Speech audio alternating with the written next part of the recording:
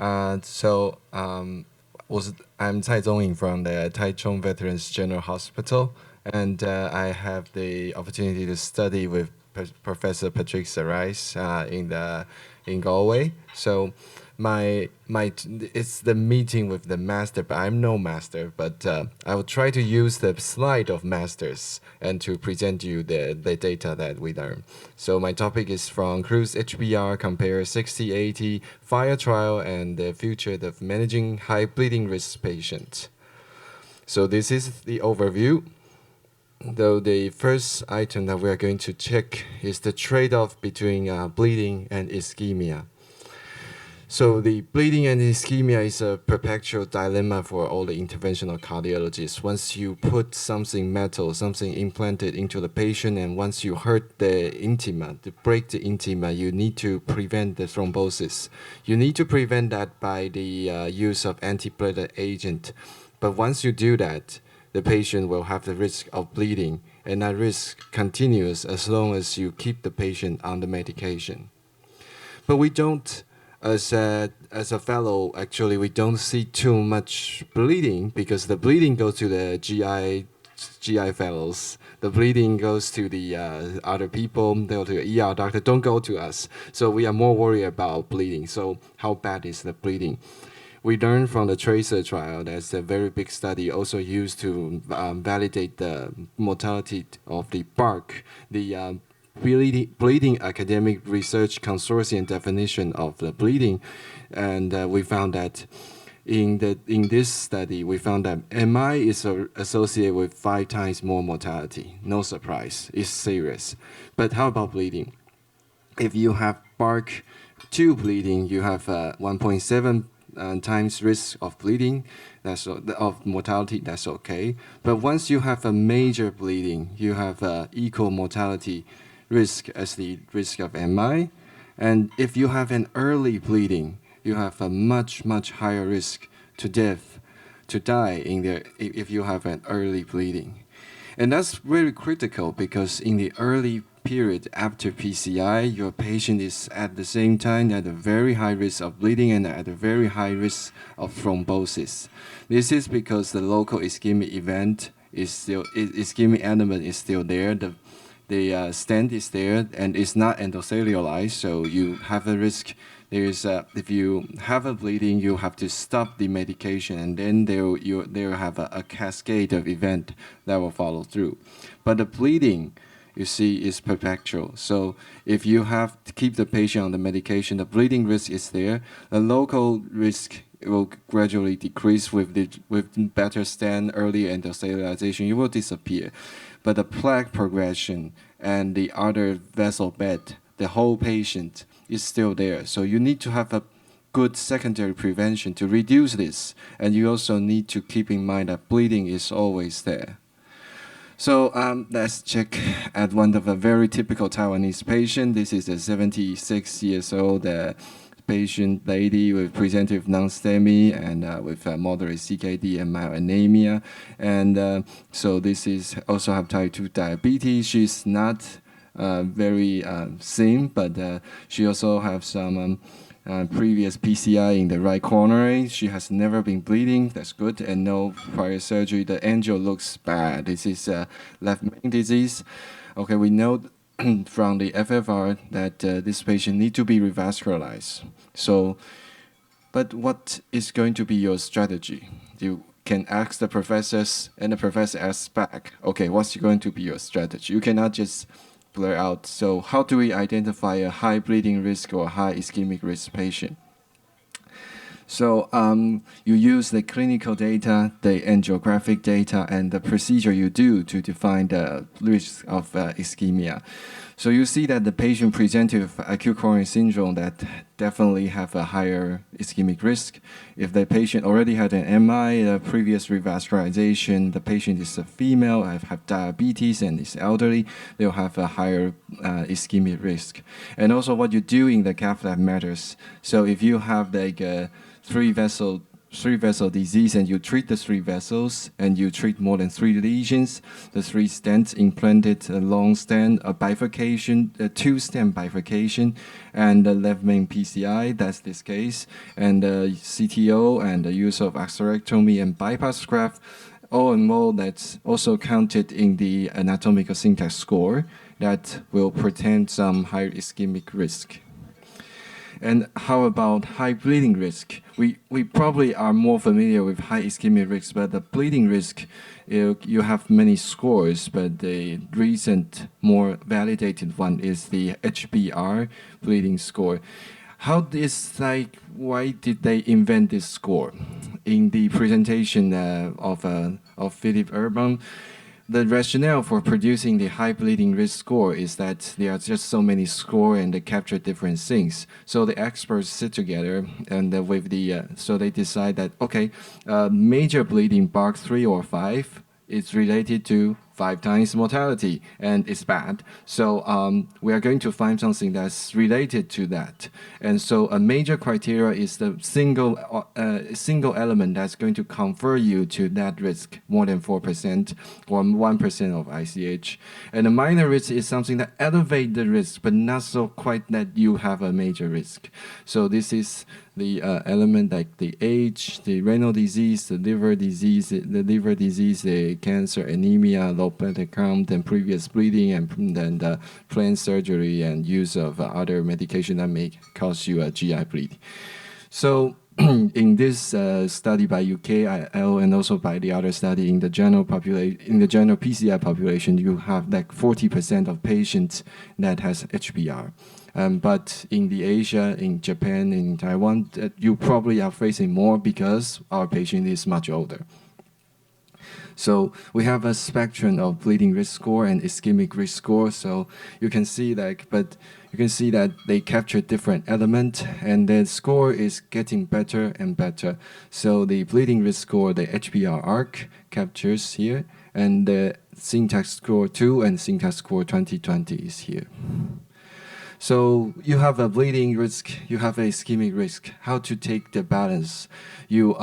The Philip Urban, the author of the HBR score, HBR arc, he wrote a paper in JAMA that calculate the trade-off model of the bleeding risk using the criteria that everybody know, that the complex PCI criteria and the HBR criteria. You can see that individual patient can do that and can be seen on that. In the study that we are doing is that we are validating that prospectively in our study to try to find that the patient's risk and the patient that have event.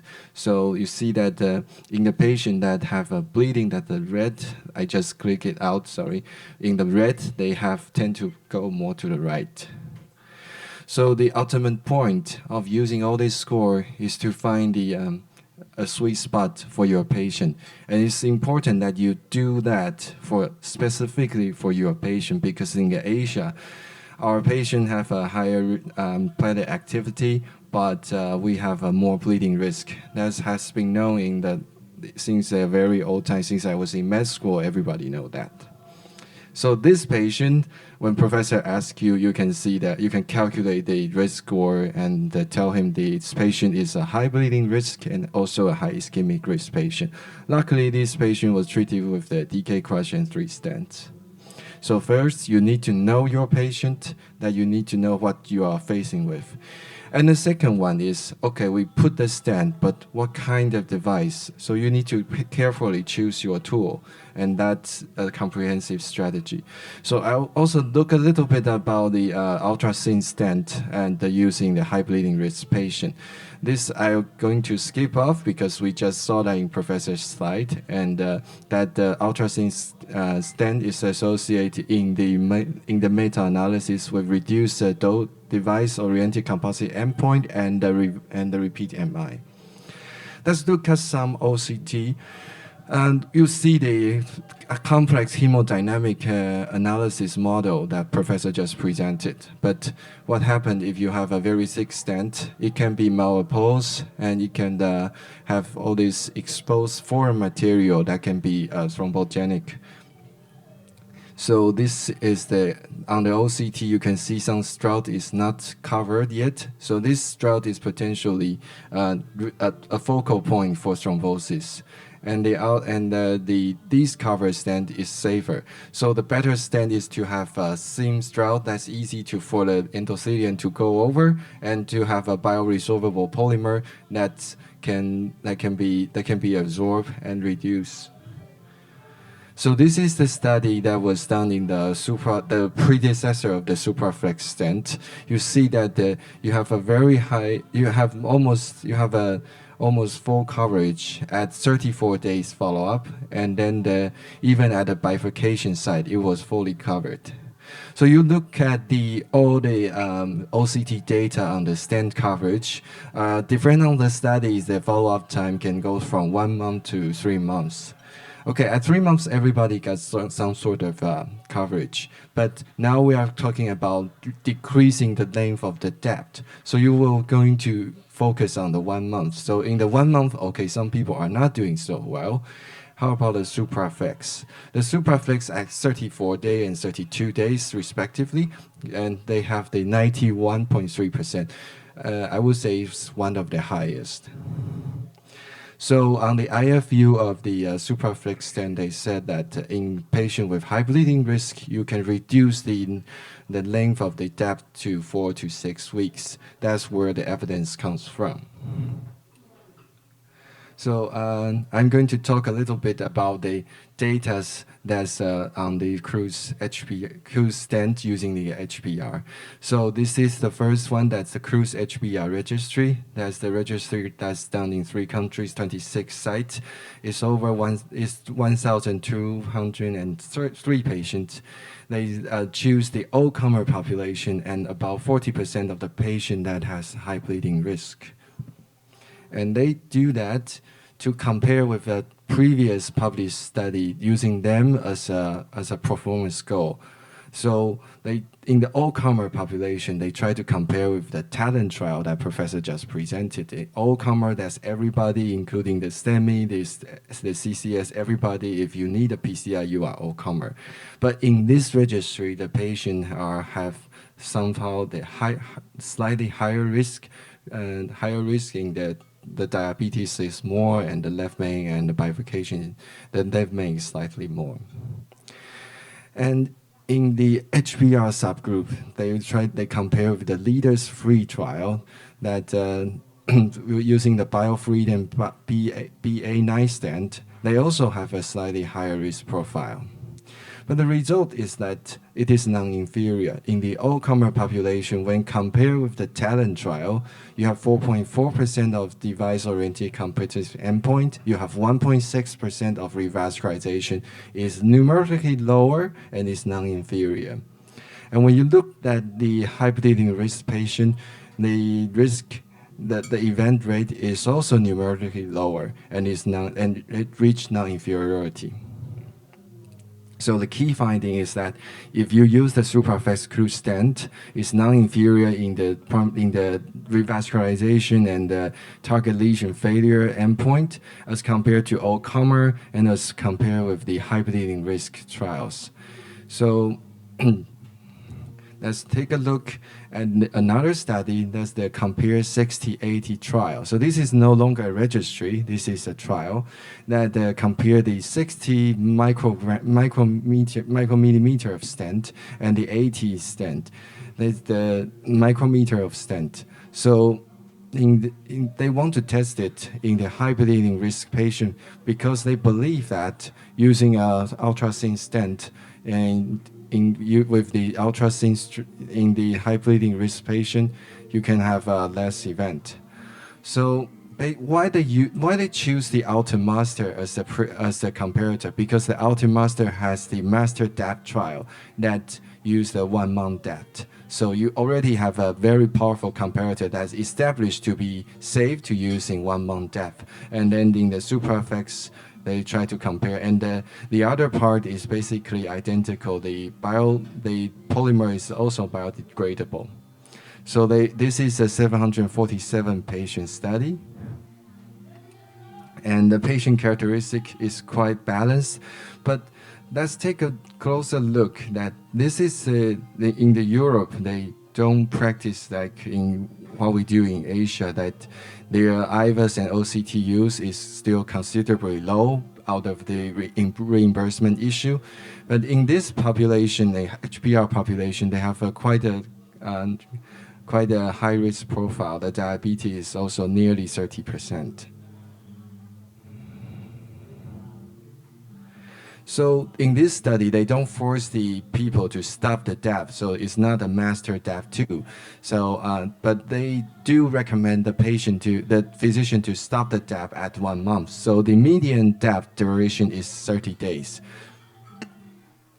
So you see, you have the primary endpoint, that's the net adverse composite endpoint, that's the composite of CV death, myocardial infarction, revascularization, stroke, and bleeding. And you find that there's no significant difference, and it did reach the non-inferiority. And look at the other death. You have slightly lower, numerically lower MI. You have numerically lower stroke. The revascularization is also numerically lower. The bleeding is the same, and the stent thrombosis is the same. So at the presentation, it was widely criticized or questioned, why don't you enroll more patients? Because in a non-inferior design, the primary endpoint is NACE, so they enroll this number of patients. But everybody, after reading the result, was questioning whether if the compare 60-80 is bigger, maybe you'll have a better outcome. And in the ultra-thin straw stent, that's worth to think for everybody. And so then let's move to the TCT. Also, we go from the ESC, that's August, and now we're moving to October. And then in the TCT, the FIRE trial, high bleeding risk sub-analysis, was presented. In the FIRE trial was first presented and also simultaneously published in the New England, the ESC.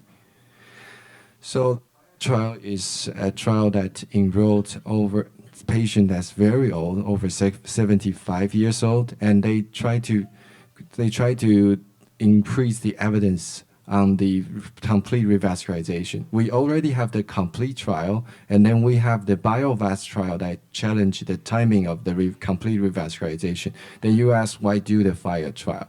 They do the FIRE trial because in the complete trial, the patient were relatively younger. The median age was 60 years. So the older patient were not included. And also in the complete trial, every patient is STEMI. So non-STEMI was never enrolled. So in the FIRE trial, they enrolled the older patient, and they also enrolled non-STEMI patients. And they also want to know that in this population, whether the high bleeding risk patient is common in older population, and whether that correlative increased risk of bleeding and ischemic complications, and then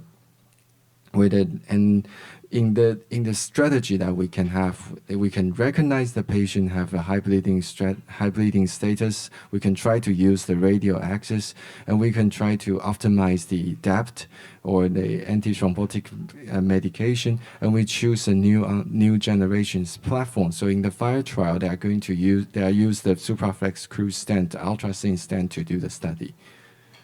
So to recap, the FIRE trial enrolled 1,445 patients that will do the 1 year, 3 year, 5 year follow-up. All the patients are over 75 years old, so the mean age is 80 years old. The patient have MI, so that includes STEMI and non-STEMI. And the patient all need to have multiple vessel disease with identifiable culprit vessels. And the culprit lesion will be treated, but they randomized to 2 arms. So the left is the physiology-guided complete revascularization. And this is a very modern kind of physiology guide. So you can use the FFR, you can use the IFR, and also you can use the QFR.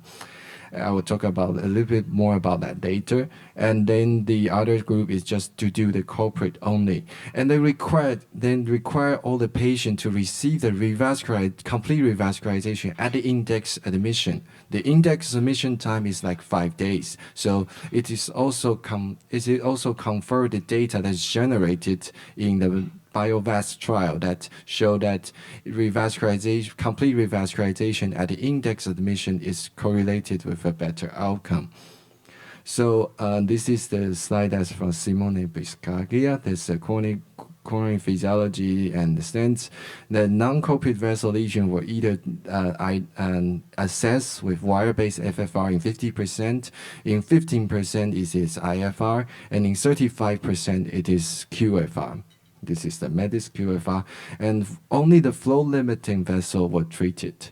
So you'll find that in the complete revascularization arm, like there were 900 something PCI that was performed, 900 something PCI that was performed, but in the comparable to the 700 something PCI, so like 50% of the vessel were deferred.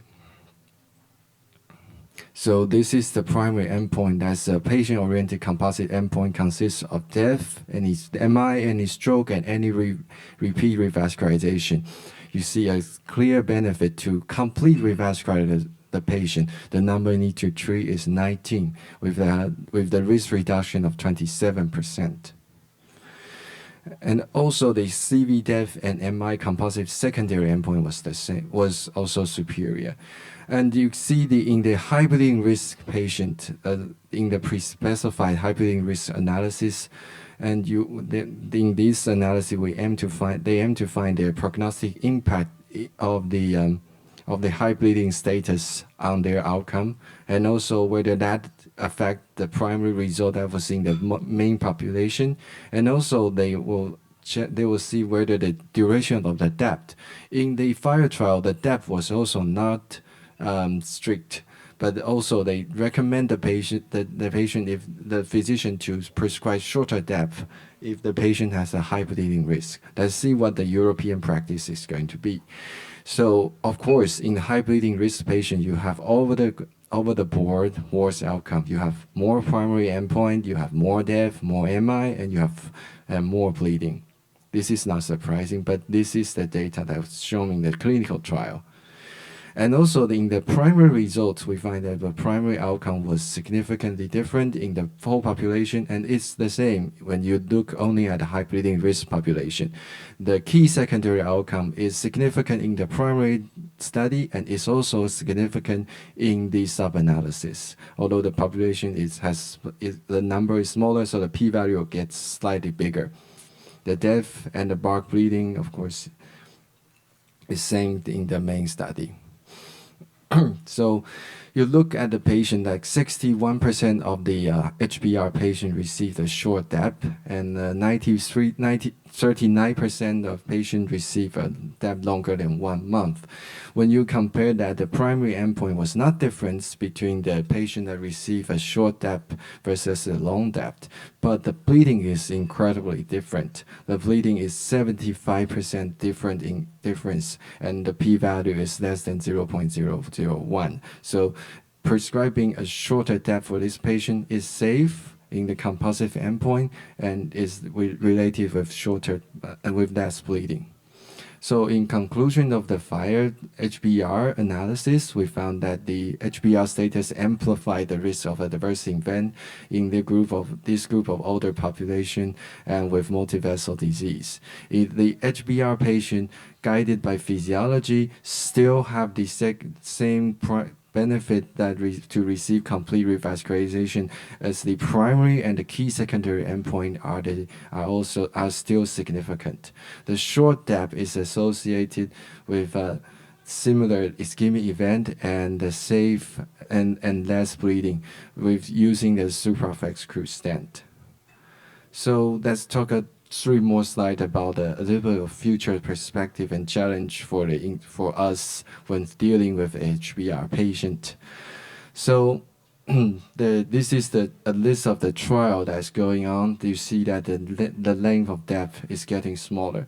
I put the previous slide that didn't come out here, but there was as we go from the look at this history of the PCI, we go from the era of ischemic risk. We focus on the ischemic risk, and then we invented depth, the human the physicians invented depth, and then ischemic risk start to get lower. And then you go to the era of bleeding. You suddenly realize this is related to bleeding. And now we are looking at the balance. In the era to look at the balance, there are some studies that's already published or like almost done that's going to tell us whether there is a future for aspirin-free. And beyond this aspirin-free strategy, you also have novel pharmacological agent that's coming. The factor 11 inhibition, there is a monoclonal antibody type, and there is another type that can decrease the thrombosis event without the ability to reach hemostasis. That's what you need when you have a wound or like a, and that's what you need to have to prevent the bleeding. Okay. So the future perspective, we can see there's might be a future for aspirin-free strategy in the very high thrombotic risk patient and with lower bleeding risk. You might want to pursue a campus trial like the prevention strategy. And there are a lot of factor 11 inhibition that's coming, and probably in the next ESC, the next PCR, we're going to see some new trials about it, and maybe that will change the future. Okay, so in conclusion, the trade-off between bleeding and ischemia is an important topic that the interventional cardiology need to know and need to understand. The ARC definition we use in gradually to identify the high-risk patient either for bleeding or for ischemia. The ultrasound stents have a superior healing and good clinical performance. The clinical performance is based on, as we showed today, from the Cruz HBR study, the Compare 60/80 study, the FIRE trial, and the sub-analysis on the high bleeding risk that show that the complex patients you can treat with this kind of ultrasound stress stent and prevent and even if they have a high ischemic risk and bleeding risk. The future will go for a tailored antithrombotic therapy and then with the novel agent. Thank you.